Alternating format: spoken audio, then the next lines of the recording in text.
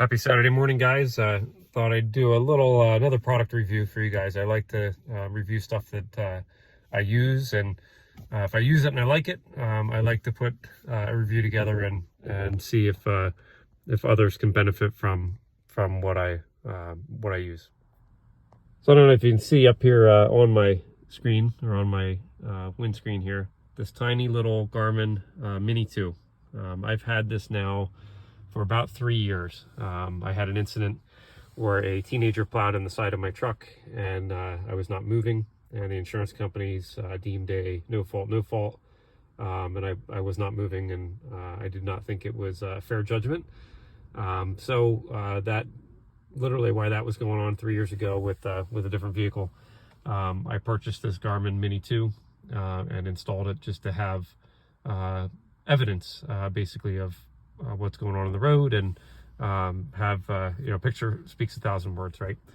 But I like this. I power it right off of the mirror. There's a little harness that I bought that plugs right into this mirror control module and powers the Garmin sitting there, so I don't have any cables coming down into the screen or into the view. And if I slide over and I'm sitting into my view, you cannot really tell that it's there. I don't know if you can see that, but it's right behind the mirror.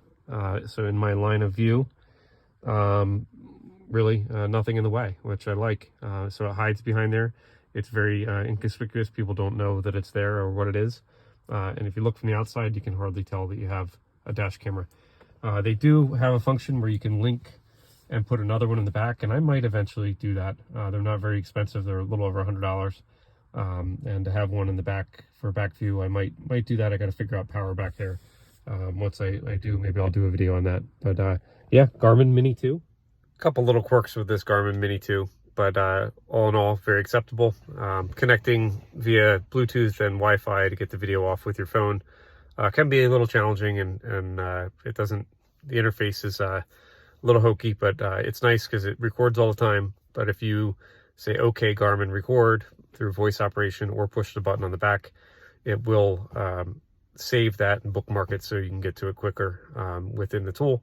Otherwise, you just go, it'll show the events. You can go through and connect it, take the SD card out and connect it to the computer and read it very easily. But I will put a screenshot up here of kind of the app interface, but take the SD card out and connect it to the computer and read it very easily. But I will put a screenshot up here of kind of the app interface, but good little camera. Picture quality not the best, but not horrible. There's no dash cam that gives good picture quality. Sorry to break it to you. You can spend $250, $300, $400. They all are not very good. They all operate off of about a 5-6-year-old technology and a chipset that no one's really putting any money into to make better. It's not like putting an Insta360 on your dashboard and recording and getting 4K or 5.7K resolution. It's not going to do that. But just for capturing the videos to see what happened, very good.